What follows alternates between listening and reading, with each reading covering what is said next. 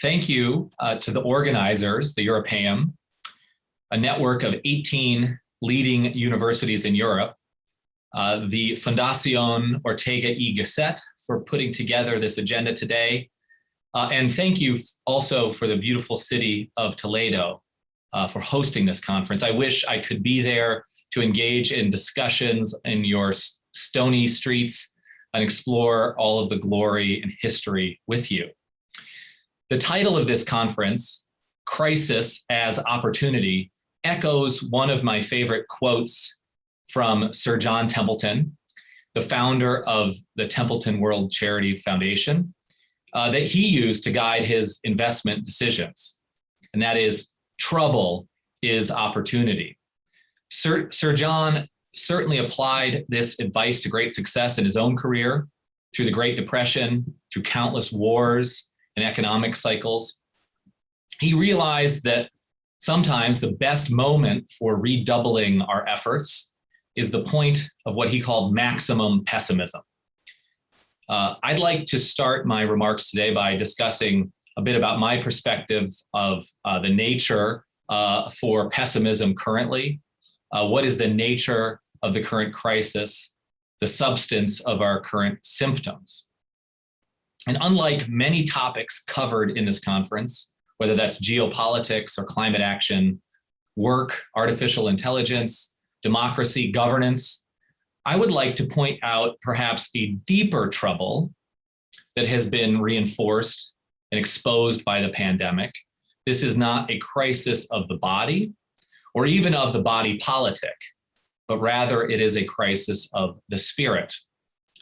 To me and many other observers, the unique feature of this past 18 months, the destabilizing, horrifying recent past, is that it has nudged so many of us into a period of protracted and prolonged introspection and reassessment.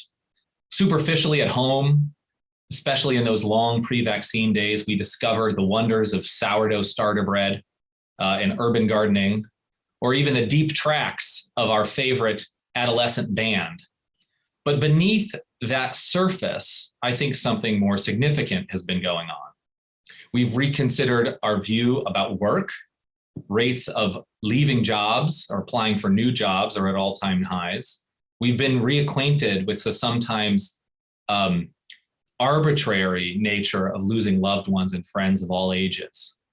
And surveys have shown that close social relationships that act as buffers to external shocks and traumatic experiences are under strain. And it is with these data in mind that we have now, unlike almost in any other way in recent memory, both a terrible awareness of the chanciness of human life, of the precarious nature of humanity's existence in this risky universe.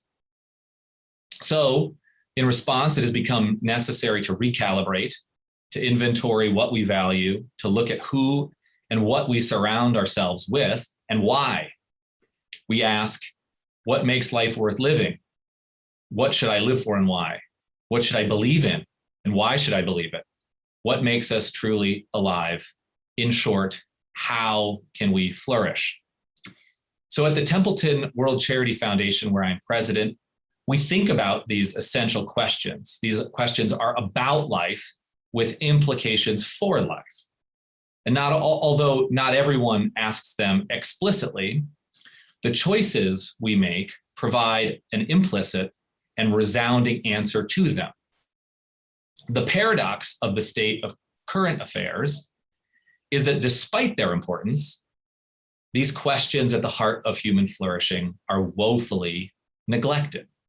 The world's best minds, whether they're scientists, scholars, entrepreneurs, policymakers, or politicians, are simply not focused on them. They would rather work on the minutia of biologics manufacturing, the efficiency of food delivery, corporate tax rates, targeting of athleisure wear brands, and the targeting of sea temperature rise increases.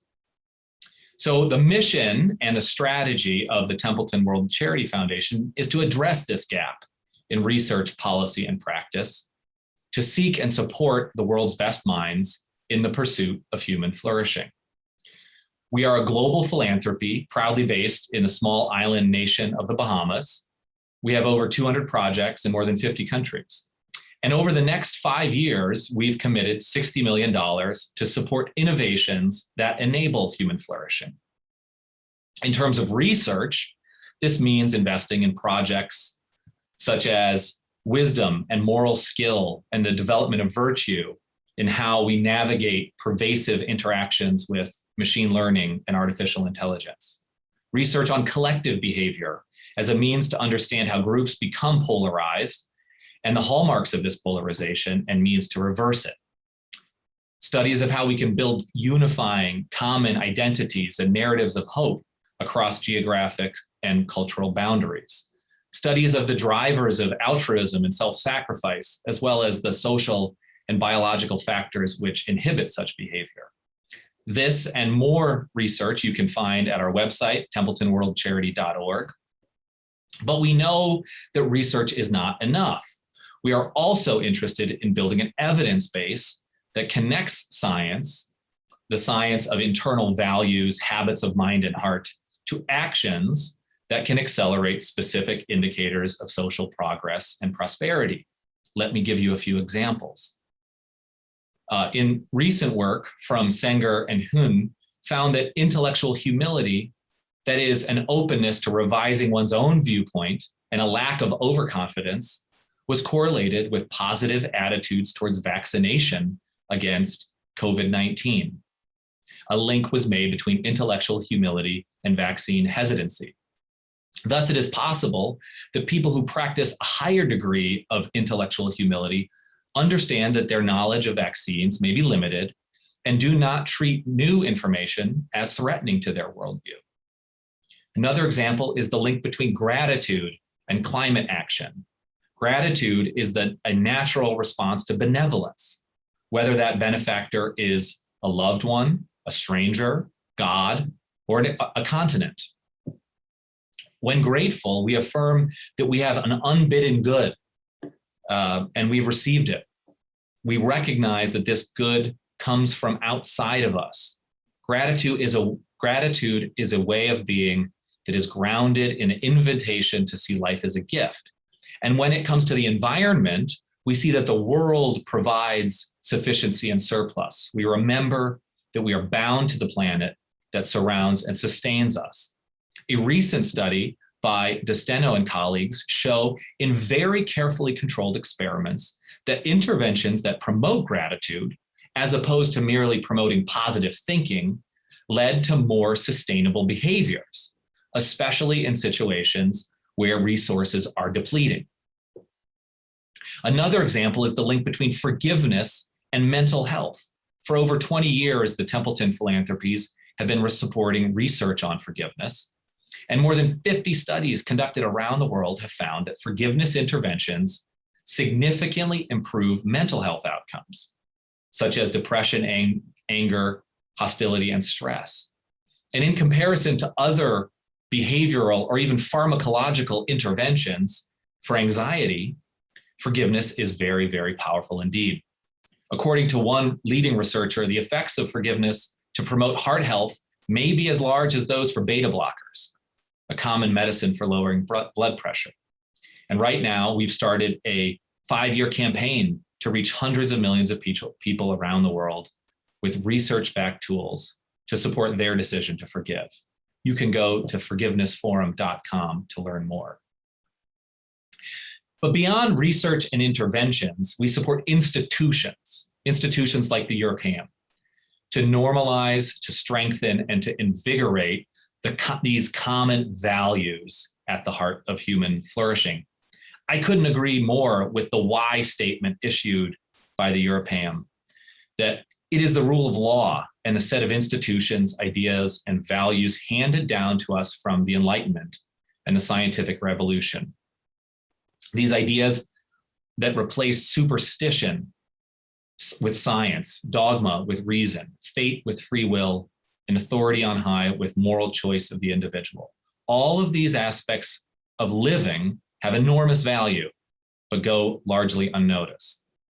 I'd like to remind the Europaeum and those of you who support it, you're not alone. Other examples of such work that we support include that of the international advocacy organization, the Elders, founded on the values of Nelson Mandela.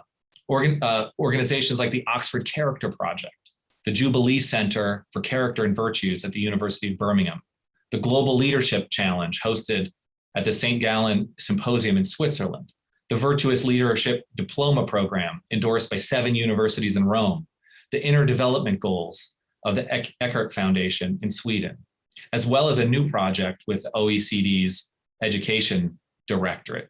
All of these are examples of living out these fundamental values in the world. I'll leave you with a note of hope. Much has been written about the historical parallels between the global coronavirus pandemic and other events like the Permian extinction 250 million years ago, where 97% of the world's species went extinct, or the Black Death in the 1400s, or World War II. These catastrophes were far more severe than the current pandemic, yet each led to a transformation that fundamentally altered life thereafter.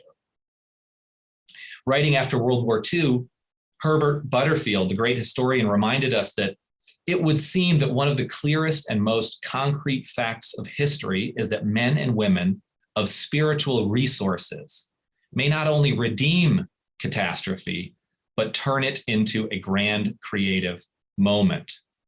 And we're at such a moment right now, a moment where we're both anxious and bored, we're both fat and undernourished, we're waiting in information, yet lacking in wisdom, and we command seemingly magical technologies and yet are commanded by them.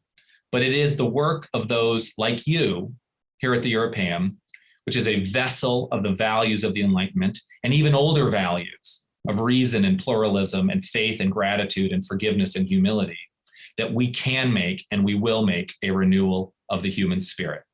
Thank you.